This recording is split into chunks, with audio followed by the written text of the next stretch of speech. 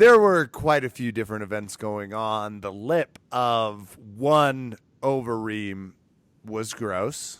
I saw it very early on Sunday morning. I didn't need to see that.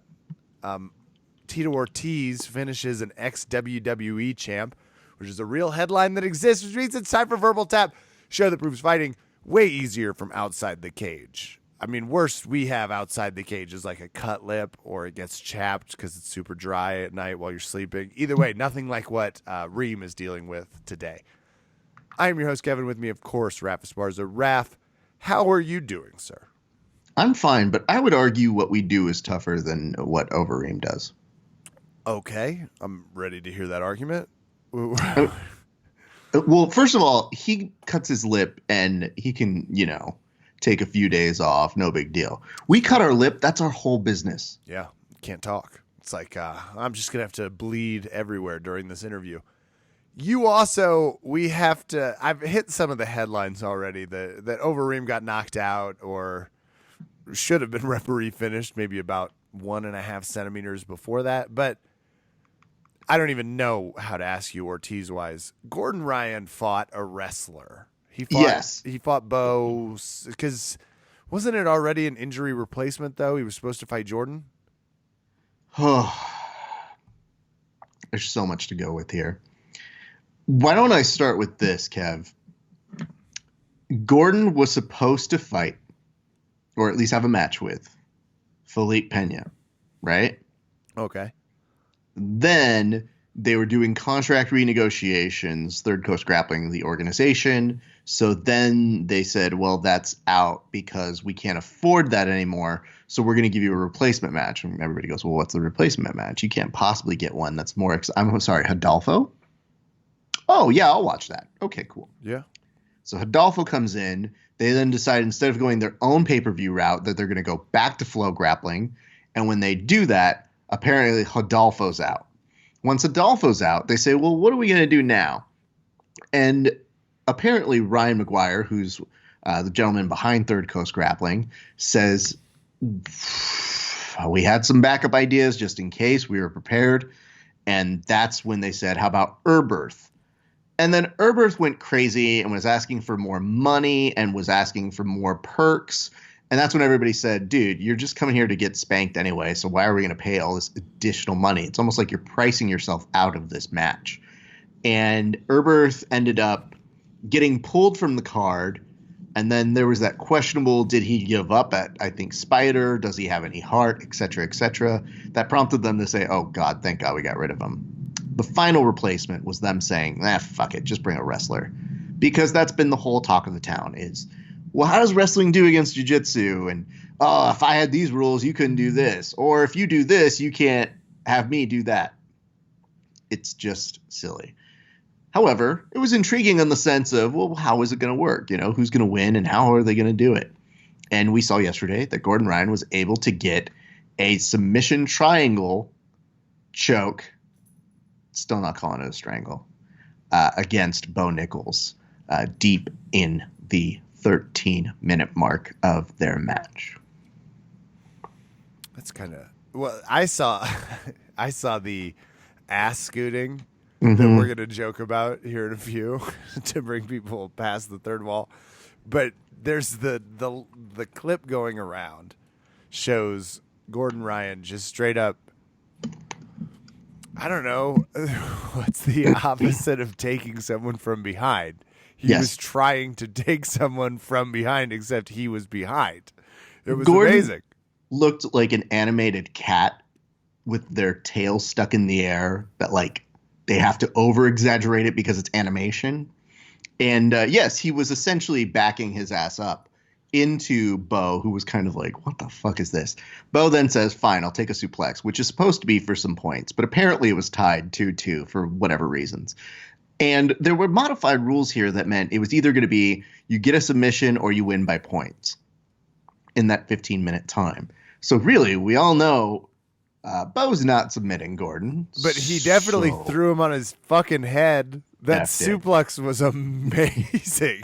Yep. The trip, and so that is not something I would do with the wrestler. Now, I don't have Gordon's confidence, skill set, or general ability, but Going ass first at a wrestler feels like a recipe for disaster. Well, the idea was you couldn't pull guard. So if you can't pull guard on a wrestler, you almost have to give them the takedown. So we have a lot of people who are really smart at figuring out this strategy, and we're postulating it on the internet. It's a little weird because we haven't quite figured out the exact rule set that works as a middle ground between the two, because idiots have still been talking. But it did get people interested in some extent. I don't know. There's been a lot of all over the place criticism on this one, and some of it is right on the money, and some of it is, just shit posting. But man, this was a weird one, Kev. I have to admit. Why? Well, wrestlers are going to make the argument that Gordon doesn't have any takedowns. And Gordon was trying to say he was winning the stand-up battles, to which, no. Bo was basically just trying to let Gordon try to shoot in on him for 12 minutes to try and exhaust him. He figured that would be the way to kind of make sure he could win by the points. Gordon apparently did something where the feet touched the ground, which wouldn't be a takedown in wrestling, but in IBJJF, it kind of does a thing. So it's weird where no one looks at this and says, like, oh, this is exciting as a match. It's more the intrigue of what's happening. So if you're into that, then sure. But if you're going to look for like a technical breakdown of what happened on any of it, it's probably not going to come up anytime soon. So now Gordon's saying that he'll go to the more wrestling-oriented rule sets, to which everybody's saying he'll get murdered. And maybe they've got a strategy on that one, but it does not look promising to begin with. You won't get murdered. That's not happening for sure. He can fight. The idea that none of your jiu-jitsu skills will translate. It's like, look, he trains with plenty of wrestlers. They do wrestling-only training. He's probably going to be okay. I mean, it's wacky to have these like interest stories, and I hope they get paid. I think they are. So there's that.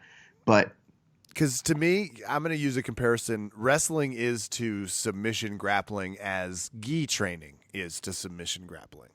Yikes. I think they're great, but if all you did was wrestling, you're going to get submitted.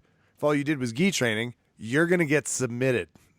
It's the same basic idea. Submission grappling, especially no-gi submission grappling, is its own unique merger of arts. Yeah, honestly, I don't have a word for it yet. I think we probably will see a little bit more of it just based on the internet's ability and comment sections to now start dictating what matches are. So, yeah, I guess you're kind of interested in it. I just saw it and I said, okay, we did it. Maybe let's put together some other stuff to go on. But I do think there is an appeal to the public to maybe cross the two in together. So we're at a weird impasse on it. Plus, some things need to be fixed on the show as a whole. And here's the thing. I didn't ingest as much as everybody else did, but I got a lot of notes asking why I wasn't on commentary or if I could possibly commentate that one. And our main rule is always this. If you're going to be different, know how to be different and be good. Like, we're rooting for everybody. So if not me, totally, it's fine. But like, I think the commentating was rough. Well, that's not uncommon. Yeah. You join a very well group of people here who don't really get it or do it that often. So it's not super uncommon, but yeah, I think that there was enough feedback in the comment sections in a way that was identifying it. And again, as somebody I've gotten stuff written about me, but I hardly think you'd find somebody who'd call me not really professional at what I do. I would just say this. What I do when I get that note is, Kevin and I did this in speech. You take the note down and you just go, okay, cool. You do what you do well and you expand on that. But if you get a whole bunch of notes on something, take it seriously and just kind of see what you can do to make it better the next time. But yeah, I would look into it. Look into it. Are you ready to go talk some UFC fights? I think the so. ones coming up. Yeah. All right. Sorry about Brian Ortega's ACL. Too bad. We'll be back with UFC 245 in just a moment.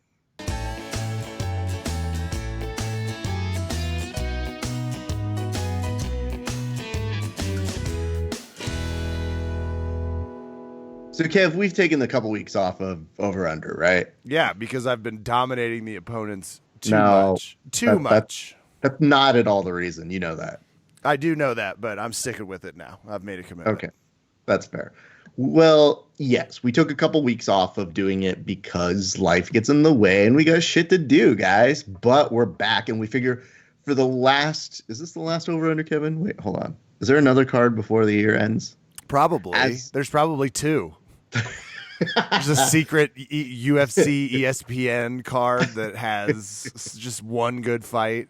That's how they do it. So, with the intention of what if this is one of the last things we do of the year, I thought it would be important that we bring back a guest and finish strong, Kevin. So this time, I wanted to bring somebody who thinks like a technician, like a jiu-jitsu technician who has very, very prominent videos, has some experience, not just qualifying for ADCC, going to ADCC, living the life of a jiu-jitsu practitioner in all facets.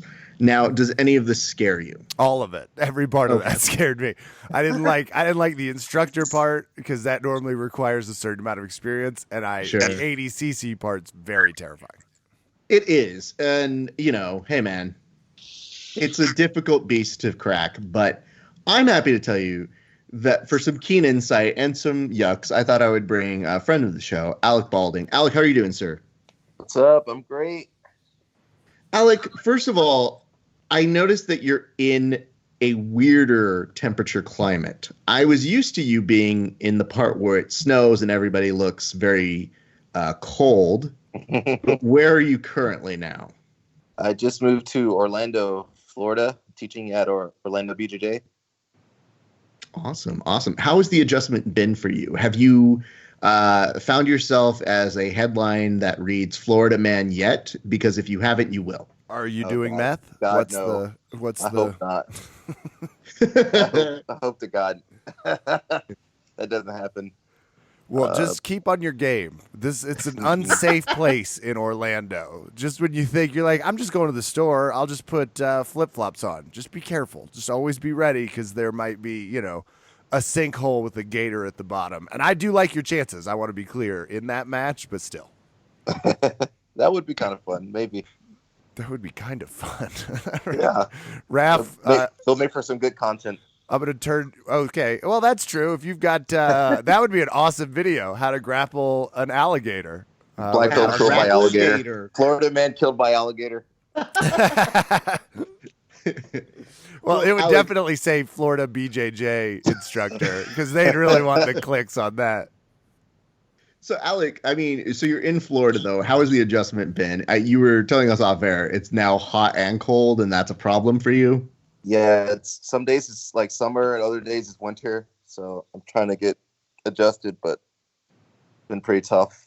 But where did you originally grow up? I'm from Atlanta, Georgia, so it's not too far. It's like maybe an hour plane flight.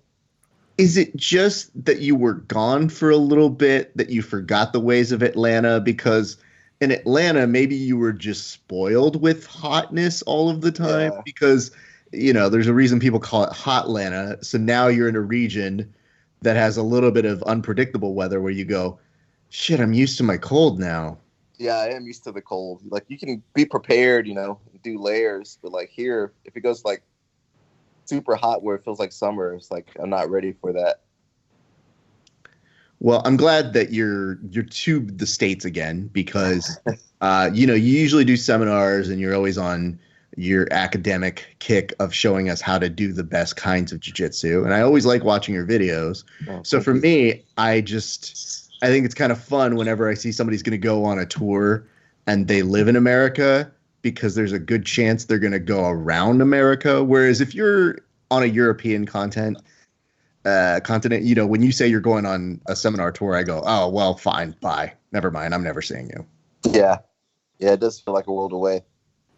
Okay, I have a question. Hold on. Go, Before we get into how he started jiu-jitsu and why he feels the gravitas to teach, if Gordon Ryan and you were fighting in a super fight and he just starts coming at you ass first, what are you going to do? Because I've been thinking about this since I saw the video. What's your strategy? I don't know. Well, I'm small enough. Maybe I could jump on his back, Hell yeah. Jump on there. So first of all, I don't know what it says about me, but I hadn't even remotely considered that option. I was like, that won't be good for me. If I jump on his back, I'm going to run into a problem. Yeah, I mean, Gordon's a beast, man. Like, maybe a few years ago, it would be more doable. Now it's like it's like me fighting an Avenger. Can I ask though, Alec, because this is crazy to me. Have you read any of the comments between the wrestlers and the grapplers who are bitching about this event? Just a little bit, because Flow Wrestling and I guess Flow Grappling have a little rivalry. So I'll just read some of the comments, but yeah. Because the thing I'm most entertained about, Kevin, I don't know if you've seen this, is that when they got the suplex, they're like, that'll show Gordon. Ha, what a loser. And I'm like, well, Gordon ended up winning. And then when you say he ended up winning, they're like, because the rule set was in his favor. Duh. And it's like, well, it's kind of weird to see how empowered the stupid keyboard warriors can be. And it's not to say that the grappling folks are always that much better, because grappling folks are going over to them and saying like, well, Gordon gets takedowns on high level wrestlers all the time. And then they show the footage of Bo like swiping him away like a cat. And I'm just like, oh, God. Well, that clip's going to stay around for a while, so we'll have to get used to seeing it. I mean, all I know is that some days when I see Gordon and Trolls, I just think, you guys deserve each other. Yeah. Good for you guys. You found a perfect, weird, symbiotic relationship that the both of you need each other to live, because he talks shit to you and he'll respond to all of you, which only makes more of you come out of the woodwork. I like that. It's like he was built for this generation of grappling, internet-wise. You know what I mean? Like, there's certain people that are just came around at the right time. If the Kardashians were born in the 70s, no one's ever going to fucking know who they are, right? There's no give a shit if it doesn't have reality show bullshit. Well, if Gordon had to do this by, Morse code, he'd be like, you're an idiot, stop. I'm going to hot take this. If this was the 90s, no one would have heard of Gordon. He'd be terrible at grappling. There's my hot take for the night. Good job, Kevin. It's different times. Like you said, he's the Kardashian of grappling. So, well, that would be you, sir, that did the actual linking. But I'm here for it and on board. And it's so weird because on his Instagram, on one of his stories, he's like, I don't see how these idiots, when he's posting a photo of the Kardashians, make this much money. It's stupid. I was like, you're that. You're doing just that. Like, you're playing into the Kardashian game. Like, you're just dude Kardashians. And then when other guys go up to each other, like, did you see what Gordon said? Ugh, yeah. It's the same thing of a housewife that you make fun of being like, oh, yeah, Kim, she didn't get invited to this house party, and it was drama all episode. It's like, same difference. Kev, would you like to know some background information about your future opponent here? Absolutely. Was that just that's your that's my cue to ask him some questions. Got yes, it. That's handing over the baton, one might say. Well, okay, Alec, you've been at this jiu-jitsu game for a little bit. We've got ADCC, but do you mind telling me about your biggest? You're trying to do a video about a technique. What's the one that took you the most hours? You were like, God, I cannot get this or teach this.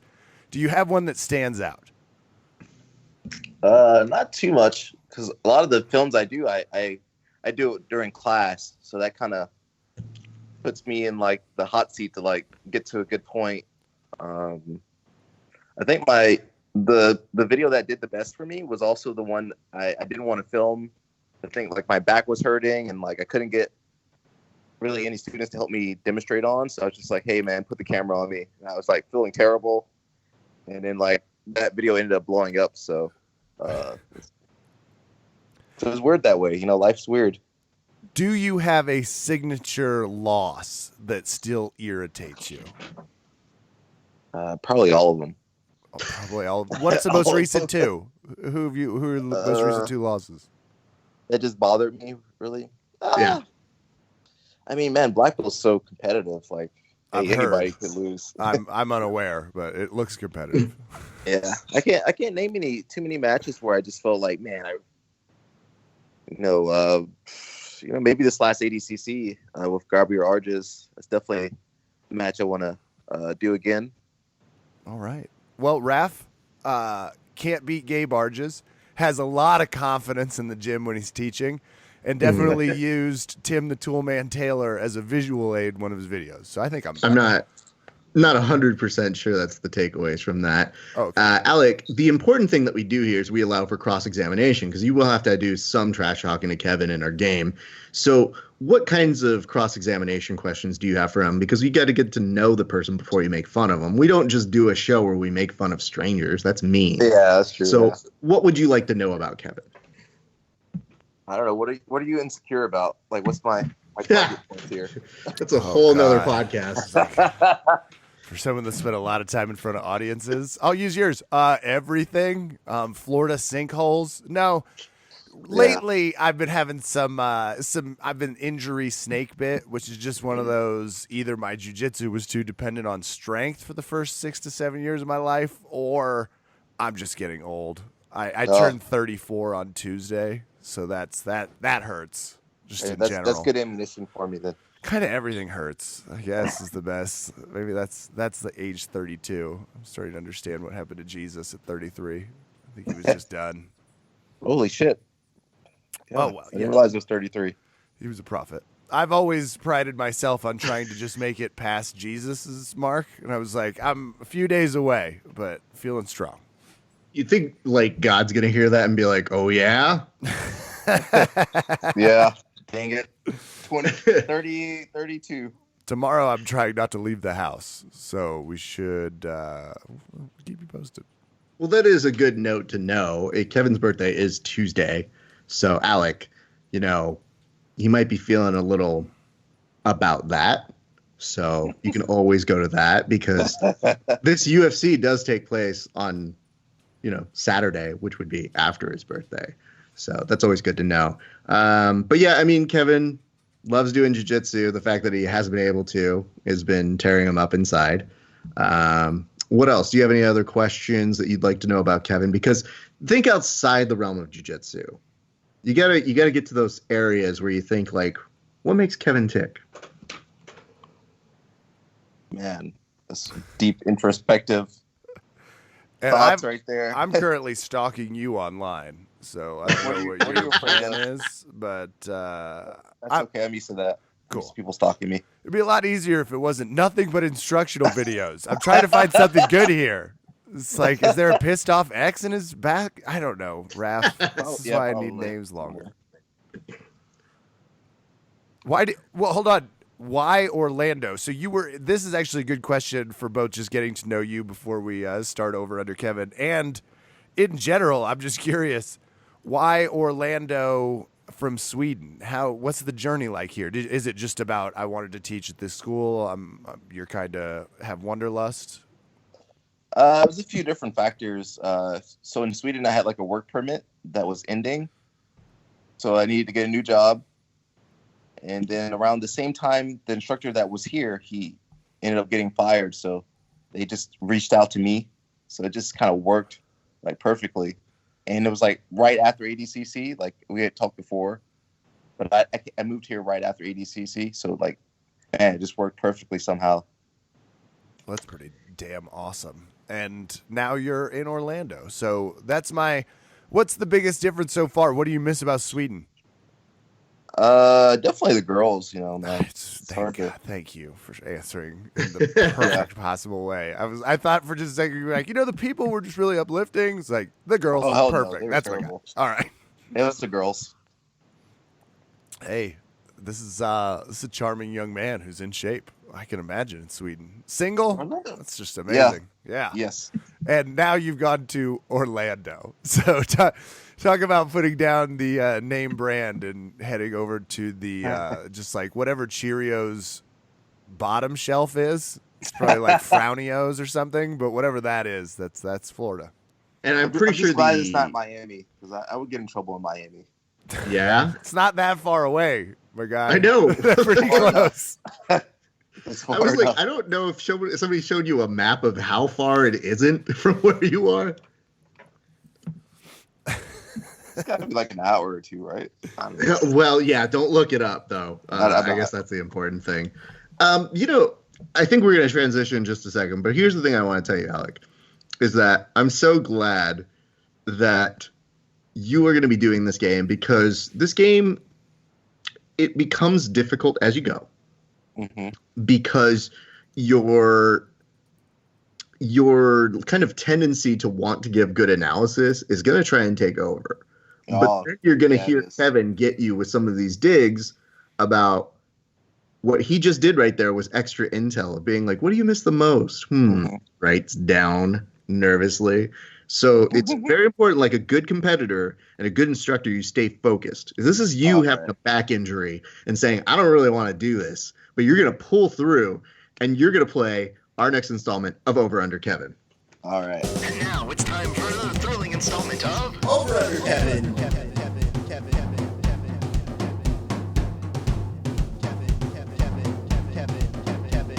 Ladies and gentlemen, boys and girls, welcome to another installment of Over Under Kevin. I am your host for this portion, and here's the way this game works. We give each participant 15 seconds to say who they think is going to win. If I so deem it, they will get 15 seconds of rebuttal. Although we are technically looking for whoever gets the most picks correct as the winner, the real person who wins is the person who talks the best amount of trash talk. Gentlemen, do you both understand the rules? Kev?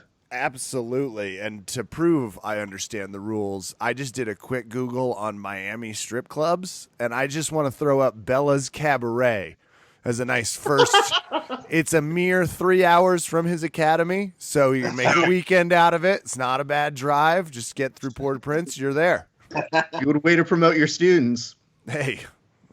And I'm not... You're already getting into my head. I'm not judging. You can also go to the Male Encounter Male Strip Club. That's just another 20 minutes down the highway. You know your audience very, very well. Thank you. So here's what I would like to say to you before you start. Kev, that was really good. You obviously understand the rules. Alec, you do understand the rules, though, correct? I do, but I'm probably going to get my ass kicked, but, I'll give it a good try. Okay. If you saw Gabe Argus again, would you just be like... Hold on, Ref, I got it. Like he gave ADCC 2019 a good try? You know what I mean? That's specific. Okay. If you saw Gabe Argus again, would you just be like, you had a win over me, and that's kind of annoying, but I guess I'm going to lose that. Would that happen there? Oh, hell no. I would be like, I'm going to kick your ass. He's like, Alex, like, I care about that. I already forgot Kevin's name. So that's the kind of the motivation I want you to have right here, Alec. This is a round. This is a match that's longer than 8 minutes. It's kind of more sub only, no time limit kind of a deal. But here's the deal. We're going to get through this together. We're going to start. And if you could believe this is at the bottom or like the middle third of the main pay-per-view card. But I'm going to put 15 seconds on the clock. And I'm going to ask Kevin who is going to win in the women's bantamweight match between Amanda Nunes and Jermaine de Randy, a missing Jackson brother. Go. I love the Jermaine de Randamie. The Anik does it the best. I'm going with Nunes. This isn't difficult. She's the greatest fighter potentially on the planet right now. She's very good at this. And I really hope she wears a different animal head this time. She comes in with like a panda or something. That'd be cool. Okay. Same question over to Alec. Who do you got? 15 seconds. Go. Nunes, man, she's a beast. It's gonna knock. She's basically a dude. She can be classified as that to some circles. I would ask you this though, Alec. If she were to change the animal that she is wearing, do you have an animal suggestion for her next intimidation head?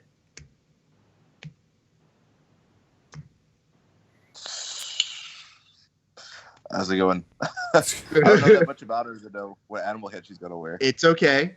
She normally is one a tiger, or what is she wearing, Kevin? I know it's something to do with her lion. nickname. It was a lion, and it definitely had one of those. It was like, we're getting a little bit maybe more information about Nunes than we wanted to, because it just felt like it was something she uses in her personal life as well, based off the confidence. Very possible. There's a women's flyweight bout, though, that I'm going to go ahead and skip to, which is Jessica Eye versus Viviane Araújo. Alec, you get to start. 15 on the clock for you. I gotta go with Jessica, because that's the only one I've heard of. That is a common denominator that actually sometimes does prove to be a winning combination. Kevin, who do you have on this one? Oh, my God. I just found an article called 14 Things You Need to Know About Swedish Girls. So I'll be incorporating some of that, but I'm taking Araujo. I'm going, whenever a Brazilian woman's fighting on the undercard, they're probably going to win. Kevin knows too much about me. I know 4 things about you, but hold on. You're going to love number 4. Number 4, Swedish girls absolutely love Americans. So we've already confirmed at least one. Alec, there was a time on the show when I said, ask Kevin all the questions you could think of. Yeah. And I feel like I tried to give you the warning to be like, hey, Kevin knows 4 things. Would you like the opportunity to ask him another question? Yeah, I should have fucked up. Oh, this is good. Number 12, to get your flag, your best bet is to spit standard world game. Be confident, but dropping the value, cockiness, arrogance, and all that other stuff about America. Interesting. Okay. Kevin's learning a lot. Well, Kevin learns a lot. He's going to have to take a moment to tell us who is going to win in the women's bantamweight match between, is that a name? What? Ketlin Vieira? Ketlin. Looks like Kettle Vieira. Okay. Versus Irene Aldana. Kevin, who do you got? I'll tell you something that pisses me off about ESPN. They don't even put people's full names. I saw G. Neal, and I was like, is the former NBA player Gary Neal fighting in this card? I'm taking Vieira. I'm sticking with the Brazilian sweep. All right. And now going over to you, Alec. I got to go Ketlin. BJJ all the way. Can I also bring up something about this fight, Raph? Their last names have more vowels than I have ever seen in my life. Vieira and Aldana. It's like 8 vowels. It's not bad. It is. Well, here's the good news. We're starting to learn so much more about these competitors, but that's good because we're going into the bantamweight competition between Peter Yan and Uriah Faber. Alec, you start us off. 15, go. I got to go Uriah. Being a fellow short guy, got to go Uriah. Also, I taught at his school one time, Alpha Male. So, Uriah all the way. Kev, 15? Of course, short guys would be like alpha male because tall guys don't have that problem. We have confidence. We would just call our gym the gym or something male, not all this alpha, overly masculine. I can't believe Uriah Faber's still fighting. I love it, but I'm going with Peter Yan. Let me ask this, Kev. Do you feel like he has some inside knowledge on this because he's taught at Faber's University? At Alpha Male. I don't know if you heard the name of it. Look, him and his hyper masculinity circles might have a little bit of information, but at this point, Uriah Faber's been fighting for 141 years. I think we all know what we're expecting as he gets into the card. That's about as long as he's been around, right, Kevin? Hey, fucking shits. Oh, I was doing really good. I was starting to feel cocky. You mentioned my age, and I immediately got sweaty and self-conscious. It's like, oh. He gave it to me. Thank you. Hold on. How old is Uriah Faber? He's over 40. You should know that. Oh, thank God. Sorry. For just a second, I was like. Short guys look young, though. And he does look young. Wait, how old are you, by the way? I'm 30. Okay. Yeah. Short guys look young. I'm staring at your videos. It's like, I would have guessed 25. And which takes me to number Thank you. 13 on the list. Swedish girls love younger looking guys. Kidding. Made that one up. I'm going to make some of these facts up about the Swedish list. I hope some students are listening to this. The girls chew tobacco, number 10. Is that true? No, they do snus. It's like it's almost like chewing tobacco, but it's in a little pouch. It's disgusting. Oh, okay. Then, Well. all right. Okay. Well. So, yes is the answer. Well, I'm gonna throw up just thinking about it. That's some terrible information I did it one time. Oh no! It was terrible. Oh my god, that sounds like an awful date. Date or was it just a good date though? It was a good. Okay, date. that's good. Y'all But are- did you part. see her dip with it? Like, how do they use it, and what does it do? It's like a little pouch they put in their lip, and it's just pure nicotine going into their bloodstream or their body, and they just keep it there. But yeah, it's disgusting. Well, I'm glad we spent some time talking about that. Kevin, middleweight category: Omari Akhmedov versus Ian Heimlich maneuver. Go. There is a 100% chance the entire audience is like, no, go back to the other thing. I want to hear more about this. I'm going to go with Akhmedov because the other one made me think of beer, and Akhmedov sounds like a name that he was probably persecuted as a child. Something's going on there. All right, time for you, Alec. Who do you have on this? I support America, so Ian. Ian. Are you familiar with support Ian? America? Do you? Where were Yeah. you living before this, sweetheart? Hey, listen, I was doing reconnaissance for Trump. Oh, okay. Got it. Yeah. In case Sweden invades with their Icelandic game where Hold on. troll Time for out, you. Kev. Huh. If we're being fair, that does sound like Trump foreign diplomacy. Sweden's to be attacking. I know that doesn't sound right. Listen Don't worry. here. I've sent some people. None of my and they're generals are coming. telling me right now that that's a problem, which means it's definitely a problem. It's also why he Alec. moved back to basically D.C. now, Florida. Well, think about that. I mean, yeah, if he's at Mar-a-Lago all the time now, he's essentially already at a strip of paradise, so he's good. He won't have to visit. Hold on. Where was this other booby trap on the river, which is one of the world's worst gentlemen's clubs, as it's rated on Zagat. So that's good. We're now going to a flyweight competition between Brandon Moreno and Cobra Kai Kara France. What? I like that. I think this is him. Didn't I go first? Yeah, Alex on this one. I'm on this one. Yep, 15. Oh, that's not fair. Let's go with Kai. He's from New Zealand, so New Zealand's been killing it. Well, they're fighters. Hey, Kev, what do you got? Well, for someone who's going America first, he went as far away from America as possible versus Brandon Moreno, who's from Mexico. So I'm going to go with North America first. I'm on a Brandon Moreno tear because he's tiny, but he's very good. And he's also a huge jiu-jitsu practitioner, combat vet. Yeah. I always pick the jiu-jitsu fighter, unlike some people on the podcast. Which is strange. You would think that with, all the instructions and, like the jiu-jitsu knowledge on this Alec knows podcast. firsthand. We're weak. The whole community. We just don't have the strength. I guess the question is, Kev, and I'll ask you this, and I'll give Alec an opportunity. Would I name my daughter Cara France? Yes, I would. Yes. Thank you for asking. But the fact that Alec picked someone with France in the name, does that mean he's already surrendering? He's struggling with his America first, but he can fix that by heading over to Club Pink Pussycat, where their 4th of July night will change your life. Hey, listen, we saved France before. We can save them again. That's right. All right, well, I've got 30 seconds on the clock for this particular pick. That is because of the co-main event between Max Holloway versus Alexander Volkanovski. Go. That's a good one. Who was this fight supposed to be? Was it always Holloway versus Volkanovski? Yeah, I think it is. Okay, well, this is a terrible use of Max Holloway's current prowess and power. It's just fucking awful. I'm going to pick Max Holloway because the other guy is not winning this fight.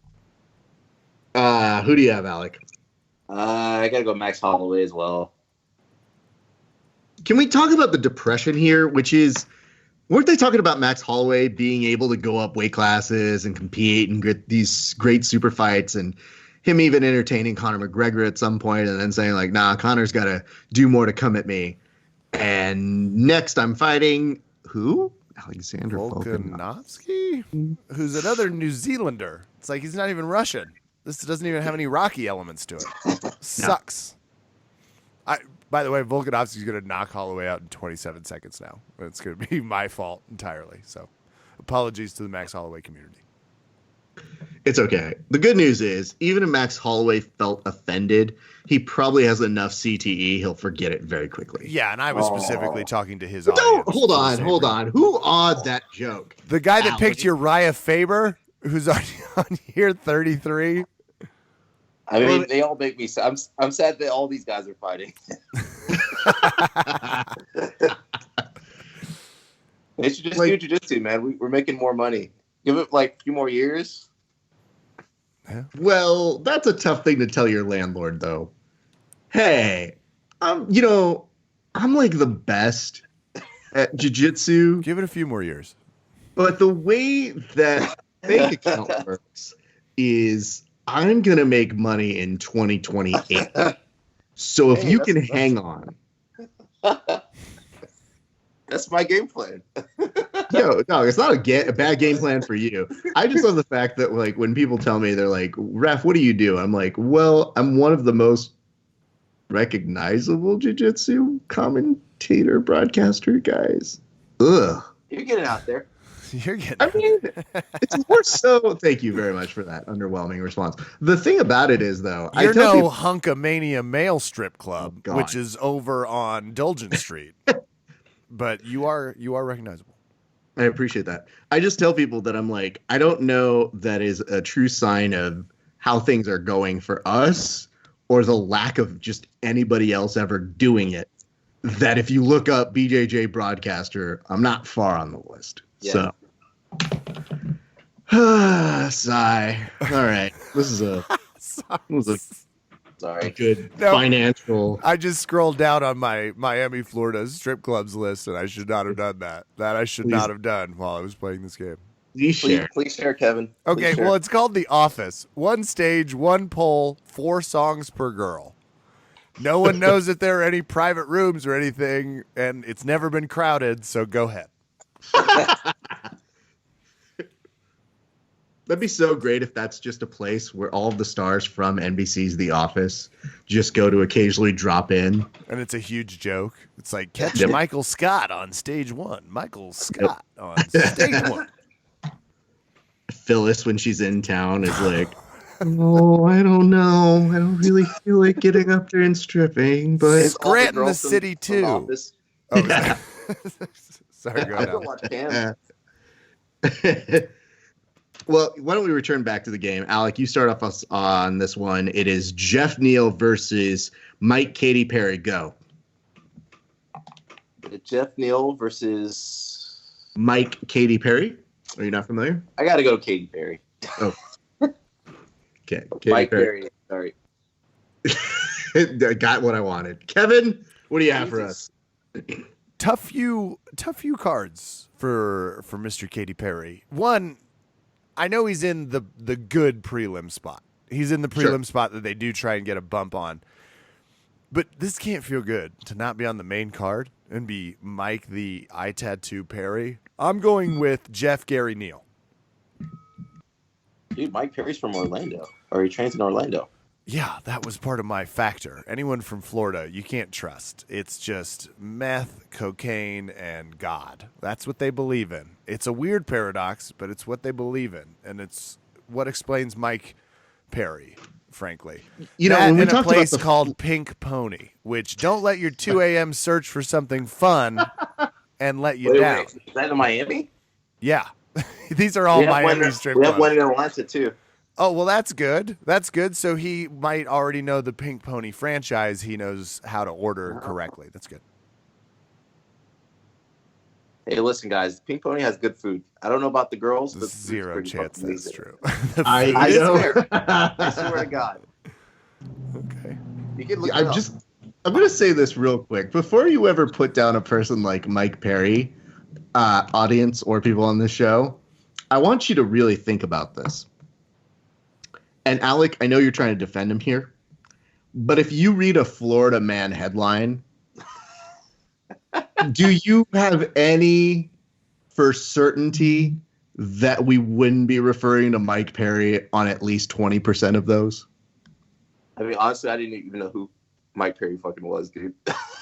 Oh, Mike Perry. That would make We'll have a him chat more after. upset than everything else we've said so far. He's already looking up the strip clubs. He's like, yeah, I know about those. I'm already in on that. I'm more interested in the strip clubs, guys. What did that That's kid fair. say from BJJ Orlando? So the good news is with Mike Perry, he's the guy who says significantly stupid things that are always amazing. He's somebody who's like, I think after one of his fights famously was in a pre-presser or post-presser where he's like, we're going to go in there and we're going to go to war because that's what we do. And Holy it's just shit. like, I know the gym he trains at. you do? Yeah, I didn't know. It's pretty close by. Oh, he's Yeah. he's a precious unicorn that must be protected at all times, except when he's fighting, and then let the cards fall where they may. But speaking of which, we got a welterweight bout here. 15 seconds on the clock, Kevin. Who's going to win this one? Friend of the show, Matt Brown, or friend of the show, Ben Saunders? Go. Friend of the show. He strangled my jaw within an inch of its life. Matt Brown is an asshole and will hurt your face if you're grappling with him, as well as a shocking leg attack game. I got to go with the immortal. I love Saunders. I love the tough alums, but I'm going with the immortal Colorado's own. Matt Brown. Alec, who do you got on this one? I'm gonna go with Ben Saunders because that's the only guy I know. You don't know Matt Brown. Nope. See, here's the thing I think. I think you actually do know them. You just don't know the face to the name. Matt Brown has been around for eternity. And, like, if you saw him, I'm sure you'd be like, oh, that guy. Brown belt. Black belt? Brown belt? Immortal brown belt. Brown belt? I think so. Either way. Pretty good jiu-jitsu. But he good. Yeah, he is. He good. Let's go to our next match. It is a Intense. bantam. He doesn't have a flow roll speed. No. Doesn't have it. I stupidly said to him before we grappled, hey, I know your job. I'm not trying to hurt you. He's like, you're worried you're going to hurt me? Like, no. Oh. No. Oh, fuck.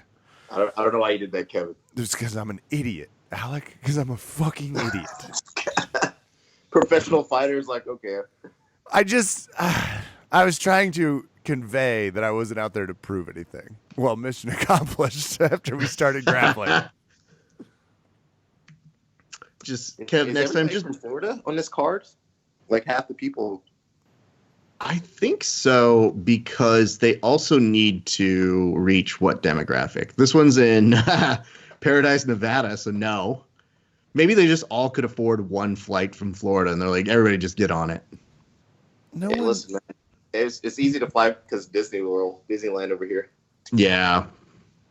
Is that a strip club? I unfortunately- didn't see that on the list. All underage girls there. Disney. Oh my God. Disney It- World. It is. Which one is it? That was Disneyland. It's Disney No, World. No, it's y'all World. have Disney World. I have Disney Disneyland World. here in LA. Okay. Let's do this. Let's go to our next fight. And it is a match between Marlon Moraes versus Jose Aldo. Alec, you start us off 15 on the clock. I mean, my heart wants to say Jose Aldo, but I think he needs to retire. I think half these guys need to retire. So I'm gonna go with Marlon. Okay, Kev. Disrespectful. No one named Marlon has won a fight in 7 years. I'm going with Jose Aldo. This is a respect pick. Look, I get it. Okay. I get it. He knocked out by Conor McGregor before Conor McGregor lost his mind. That's the fight he should be trying to get back, and Jose Aldo's like, can't. So he needs to knock Moraes out in like 30 seconds and then be like, Conor, get your shit together. It's time. Kev, have you seen the most recent photo of one Jose Aldo, though? Oh, God, no. I don't It's like your not tone looking already. good. I'm about to send it to you because I think, not like you can take back your pick, because and I wouldn't. No, he's got to keep it. He's got to keep his pick. Shut up, Alec. You don't get to make the rules here. Hey, listen, old guys got to stick together, man. You got to stick together, Aldo. The worst part is Jose Aldo is probably still younger than most of us on this show, and yet he's old. He's dead. I've sent a photo. Past 30 is old. That is true.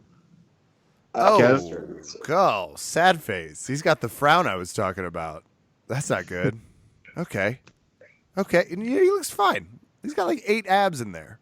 He's got 8 to 9 abs in there. You don't think that they're trying to weekend at Bernie's him alive on this one? I'm a little worried they're weekend at Bernie'sing him. Yeah, I am a little worried about that because he's standing between 2 people and he appears dead. So yeah, I'm worried. Okay, I'm gonna have to make that meme when we're done here. So didn't do a ton of research, but I didn't realize Weekend at Bernie's 3 was filming this Saturday. That was gonna be the thing, Alec. I'll send it to you in the interest. Can the 3 of us start a strip club called Weekend at Bernie's? Is that a thing? I don't know. I don't know that people. It has a great necromancy kind of attraction. I'm sure. Alec, have you seen the movies? Have you seen Weekend at Bernie's? Do you know what we're talking about? Yeah. I'm just not into that. Yeah.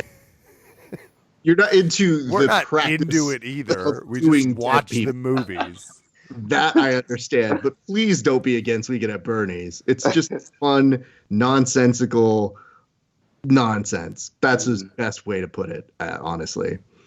Let me make sure here. I'm going to go ahead and pass that over to Alec just so that he sees what we're seeing, because Kev, does that change your opinion? Not that you can take it back, but does that change your opinion at all? Not one iota. This is like that week I was like, Gary Johnson has some good ideas. I'm sticking with it. Good. All right, we're going to go to our next fight.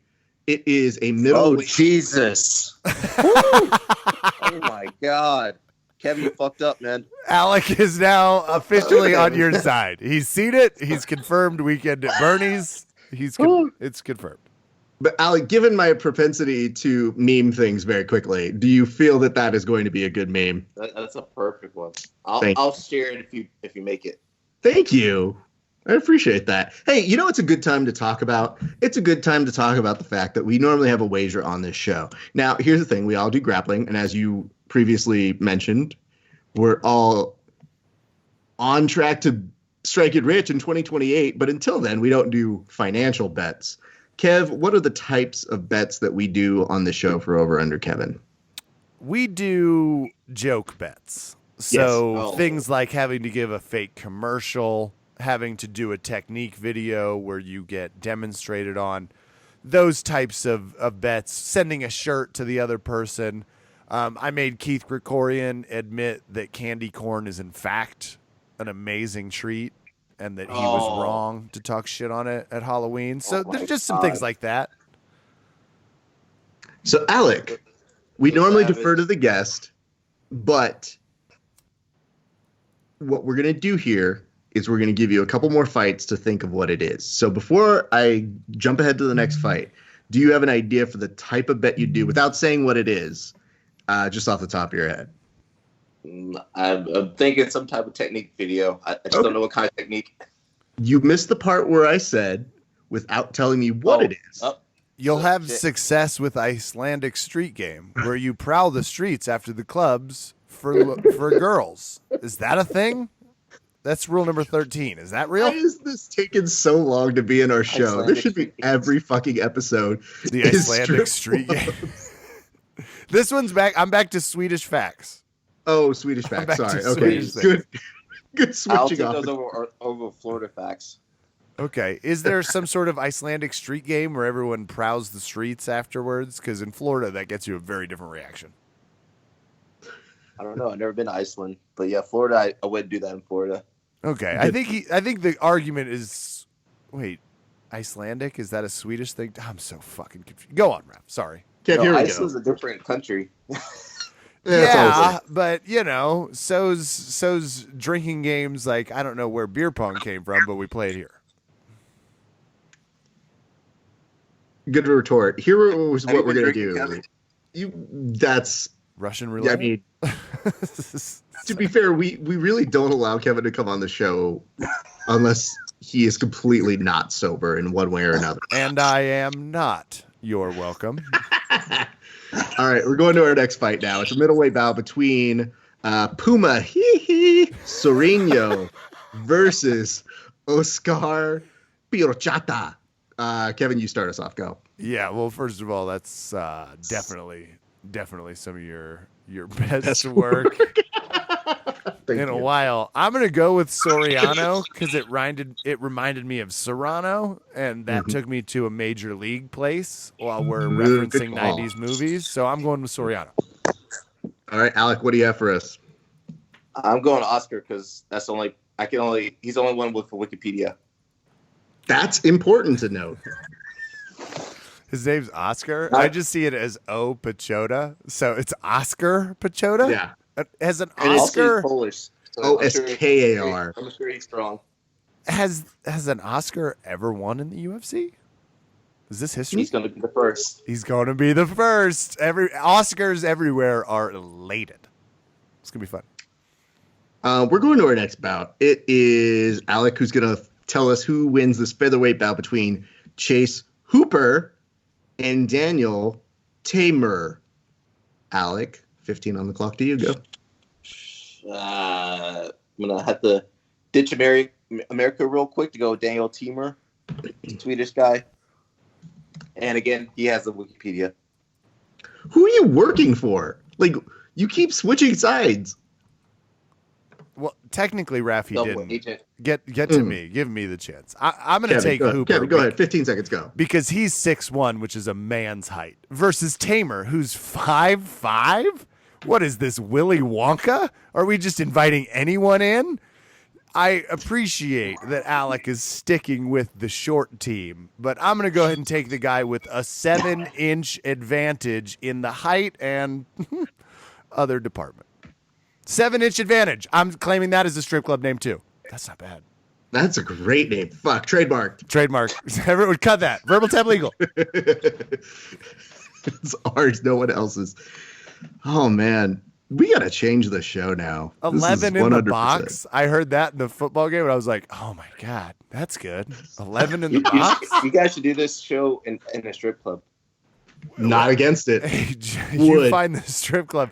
It's just difficult because we have to buy the rights to pour some sugar on me because it plays every 4 songs, and that is expensive. But if we can figure out a way around that.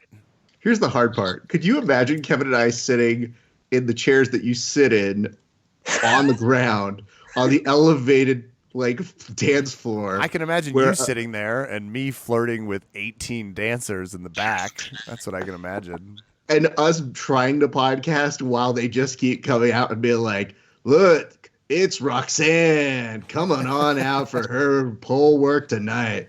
Roxanne sporting some high heels and nothing underneath that. Let's hear it for Roxanne."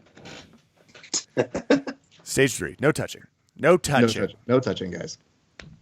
Here's what I'm going to do. 30 seconds for this welterweight bout between Colby Covington and Kamaru Usman. Kevin, 30 seconds for you to start. This is the easiest thing I've done in a really long time. I'm going to explain the last 3 people Colby Covington beat. Robbie Lawler, Rafael Dos Anjos, Damian Maia. Average age of those people is like 43. Okay. He is now fighting one of the most athletic people he's fought ever. It's going to knock that Make America Great hat right off his fucking head. And I have a secret, Colby Covington might not be that good a fighter. The reason being he talks a lot. So I get that he's winning a lot of decisions. A lot of them. Including his last 6 fights. But I have him losing this one. All right. Well, Alec, what do you have on this one? I got to go with Usman. He's just a beast. When he fought Tyrone Woodley, that was that was a crazy match. All right. And it was America. It was America. That is good to know. And, here's the good news, guys. We made it all the way through. But in the event, because you guys have some that you kind of agreed on, that there is a tie, we need to have some tiebreakers. And the tiebreakers that we select are going to be selecting 2 individuals on the card who get performances of the night and the fight of the night. So, Kevin, I'm going to actually have you start on this. Who are your 2 performances of the night going to? Usman, as well as Moreno, who's a little bit of a knockout artist, with fight of the night. And this is going to be a big reluctant one because he's not going to want to do it. But fight of the night goes to Nunes versus Randamie. Because that is a rematch, mind you. So that is good. Thank you. All right. Let's go to you, Alec. Who do you have as 2 of your performances of the night? I'm gonna go with the old guard, as Kevin knows. Uriah Faber, Okay. and Jose Aldo. Those matches, I think those are gonna be fights, pretty good fights. And performance, I gotta go with Amanda Nunes. I think she's just gonna. Well, hold on, Raf. He didn't understand because I'm trying I didn't to track understand. here. No. You have 2 performances, which is 1 person, and 1 fight of the night. So 2 performs, 2 different so 2 matches, individuals, right? 1 2 individuals, fight. which you do have. They're not fighting each other yet, Yeah. though. Faber versus Aldo would be fun to watch for many reasons. Why is that not the fight? Matches. Oh, my God. Hold on. We should call them and be like, could you switch Moraes and Jan? Is that a thing? What are we doing here? Why is Aldo not fighting Faber and Moraes not fighting Jan? Never Well, mind. to be fair, Aldo's not the weight he's supposed to be at, so yikes. And let Faber eat. So let me rephrase mine. So Uriah Faber, and then in the Jose Aldo match, the other guy, the Marlon Moraes. Okay. There we go. And then Nunes for fight of the night because she's gonna. Okay, so you both have the same fight of the night. So it's going to come down to POFs. Yep. Okay, so that's what it's going to come down to. All right. We said to you, Alec, earlier, if you had an idea for a wager of some sort, you were mentioning technique videos. Did you have another one in mind, or would you like to extrapolate and kind of explain what you had in mind? Either that, or maybe I can just plug your podcast or whatever you want me to do. That's a uh-oh. Yikes. Bad one? No, it's not bad it's a great for one. Us. All right, Kev, where would you like to counter or give him a kind of direction for his vision? First of all, I think it's an instructional video. This is his realm. If he wins, I'll give an instructional video about how to like and follow Alec Baulding. I'll be like, here's what you do. I'm down for that. And if he loses, we get an instructional video on if you're doing jiu-jitsu and you're like, oh, fuck, I'm so bored. Oh, I'll go download this podcast, and that'll spruce it up. And that's what he'll do. I like that idea. A little instructional video about how to follow the other one. Creative points count. And if you can film it at Miami Velvet, it's got 3 out of 5 stars for adult entertainment dance clubs, and they're closed Monday and Tuesday. So we're going to have to do it on the other days. Why are they closed Monday and Tuesday? Not good strip club days in Miami. Everyone knows that, Ref. I mean, but let's be honest. Monday's the one you need it the most. Oh, you're not wrong. You are not wrong. They have it. It's open on Sunday. So Sunday doesn't do shit for me. Sunday's the last day of hope. And then you get to work on Monday, and if you have a hard day at work Monday, you want a hard night of work. Well, they're open the longest on Wednesdays, 9 p.m. to 4 a.m., which is crazy. Bless them. That's the real shift. Well, Alec, let's do this. First of all, why don't we go ahead and give you an opportunity to plug? Where can people find you? Where can they go see your DVDs, your instructionals, your videos, all of the good stuff, sir? Yeah, if you guys want to follow purchase my DVD, it's already out with BJJ Fanatics. It's called Keeping the Guard for Nogi. Pretty much just how to retain your guard. And if you guys want to follow me, Alec Baulding at Gmail, Instagram, YouTube, TikTok. And also, if you guys want to train with me, I'm here in Orlando, Florida at Orlando BJJ. Very nice. Hold on, I want to say this because Baulding, Alec Baulding. Yep. I just thought I'd spell it because it took me a second. So, Alec, here's the thing that we do on the show. We always like to extend the offer, which is we do the preliminary game, but then after these fights, we always invite the guest to come back on the next week. So would you be willing to come on in a week's time and discuss the fights with us? Yeah, let's do it. I'm down. Awesome. Now, Kevin has named a bunch of strip clubs where I'm sure you could watch the fights live. So we've done our due diligence for you on where you can see it live. But Alec, it is always great. I mean, you have such a nice and easygoing personality. I wanted to bring you on for some time, and this just worked out. And I'm so glad you were able to take out time to chat with us about these predictions for fights that were kind of like, Kev, I'll ask you this, I guess, to kind of end it on. How much would you pay for this podcast?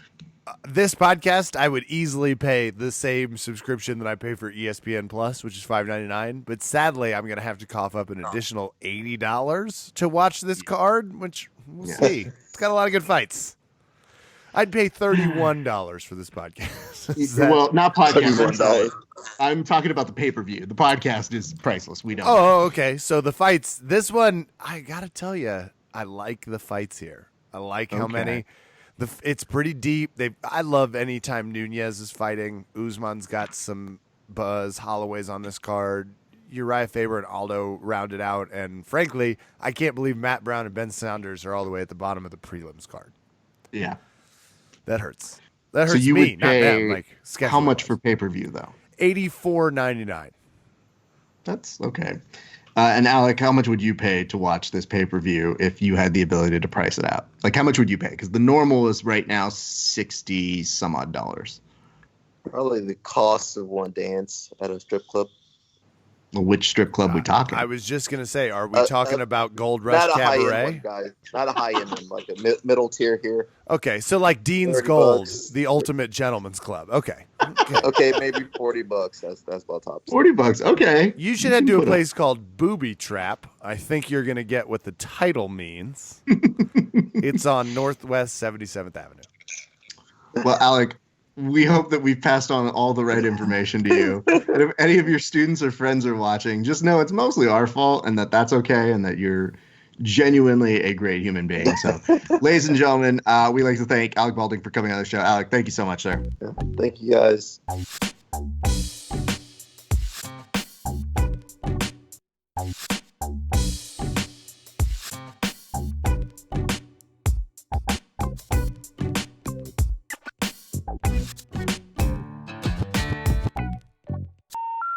The number you have dialed has been changed.